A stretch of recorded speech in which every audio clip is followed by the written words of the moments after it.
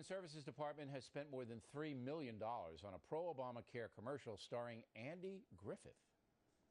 1965. A lot of good things came out that year, like Medicare. This year, like always, we'll have our guaranteed benefits. And with the new health care law, more good things are coming. Free checkups, lower prescription costs, and better ways to protect us and Medicare from fraud. Think Andy knows President Obama wants to raise his taxes? I don't think he knows.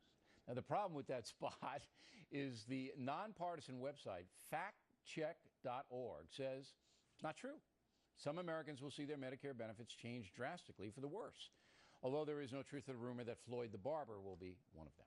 Joining us now from Los Angeles, radio commentator Leslie Marshall, who doesn't know who Floyd the barber is, and here in the studio, Fox News analyst Ellis Henican, who used to write scripts for Mayberry RFD. I'm an Opie guy more, actually. All right, look, first of all, let's get to the $3 million being spent by the government, our tax dollars, on this propaganda by Andy. Come on.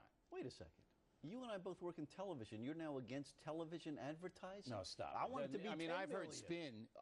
They take $3 million of taxpayer money. A lot of taxpayers oppose Obamacare, and they spend it on propaganda, and you say that's okay? Here's the reality. Is it okay or not? I think it's fine for the government to advertise under certain circumstances. There were huge, fear-based, frankly, a lot of lies about this program. But they weren't paid for by the taxpayers. But you know what? The folks who run Medicare do have some responsibility to inform their constituents, the seniors in this about country, the truth. About the truth. But Andy didn't say the truth. They have a right to know that there are death panels and that their money is actually going to be doing something. So according to factcheck.org, all right, 10 million Medicare Advantage recipients will see their benefits cut by about $50 a month. So that's not what Andy's saying here. You know, actually, if you want to to the real technicality. No, I want you to address factcheck.org saying 10 million people are going to get it. Here's the reality. Yes, it's advertising speak. Yes, it's smushed. It's a little weasely. In the way that a lot of advertising is, frankly. But it's technically correct. The guaranteed benefits aren't cut. Are you telling me Opie's father is being a weasel? Is that what you're doing? I'm saying that there is a standard that goes on in advertising. I hate to say it because we make our money at it, but you know, Leslie, I don't know what Ellis is talking about, but all I know is that this fact check, and it's a nonpartisan group, not a conservative group, says, look, 10 million Americans are going to have their Medicaid benefit. I want to get this right, okay? Cut by about $50 a month. So that Andy is not telling the truth on our dime. You should be outraged out there, Leslie, are you? Well, the only outrage I have is that 23% that's being cut to physicians is going to affect my household because my husband's one of those Medicare providers. But when you look at these let me stop you now. So your husband's a doctor, okay, and he's going to make less money, all right, because of the Obamacare thing, and you're concerned because you can't buy more jewelry, or what is that? No, I never said that, Bill. Oh, you're bad. Oh, no, not at all. Boy, that threw me. No, what I'm saying is I agree with Ellis, there's advertising. How come nobody was outraged, Democrats in California were at least, when Bush was spending $22 million on an ad with information? And I agree with Ellis, before the election. Leslie, what ad was that?